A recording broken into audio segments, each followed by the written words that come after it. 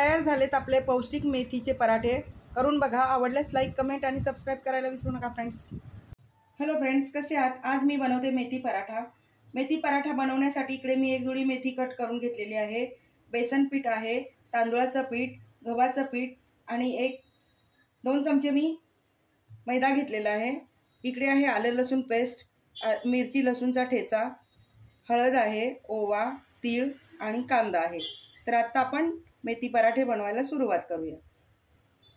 इकडे कढईमध्ये मी 1 चमचा तेल घातलेला आहे. आता सगळ्यात पहिल्यांदा आपण कांदा तळून घेऊया. गॅस मध्यम ठेवायचा. कांदा तळून झालाय. आता घालते हिंग. आता घालूया हळद, ओवा आणि तीळ. ते पण छान भाजून घ्यायचं, कांद्यासोबतच भाजून घ्यायचं. आता घालते मी मिरचीचा ठेचा, आलं लसूण पेस्ट. हे पण ह्याच्यामध्ये मिक्स करून छान परतून घेऊया. आता घालूया मेथीची भाजी.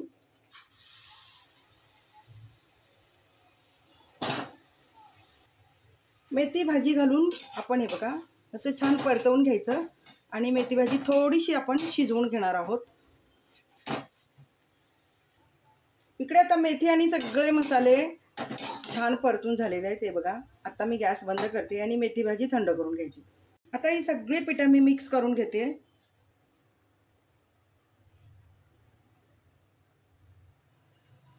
सगळी पिठं मी छान मिक्स करून घेतलेली आहेत. आता मी घालते 1 चमचा धना जिरा पावडर. तेही मिक्स करते. चवीप्रमाणे मीठ घालते. 1 चमचा मीठ लागेल. आता घालते शिजवलेली भाजी आणि मसाले पिठामध्ये मिक्स करायचे.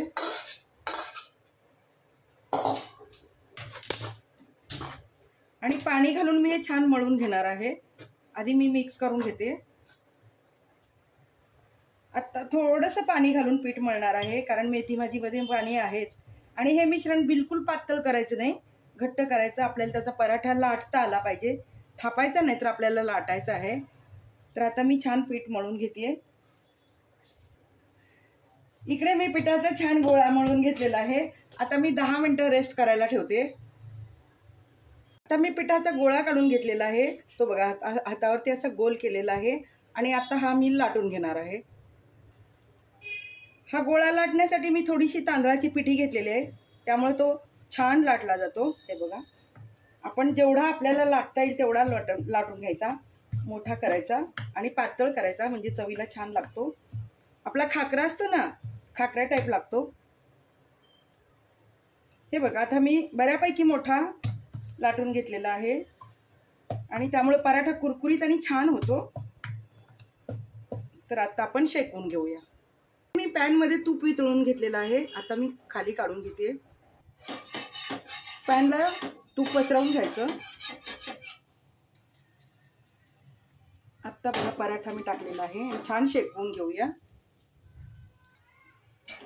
आता उलटून घेते. हे बघा किती छान शेकलेलं आहे आणि मोठा, पातळ आणि छान झालेला आहे. आणि चवीला खूप छान लागतो, कारण आपण सगळ्या भाज्या आणि मसाले तेलामध्ये परतून घेतलेले आहेत. आता तेल नाही, तूप आहे. तूप घालून आपण दोन्ही बाजूनी खरपूस शेकून घेऊया. तेलही चालतं, आपल्याकडे जे असेल तेल तूप ते काही घालू शकता. हे बघा मेथीचा पराठा मी दोन्ही बाजूनी खरपूस शेकून घेतलेला आहे. आता काढून घेते. तयार झाला आपला मेथी पराठा.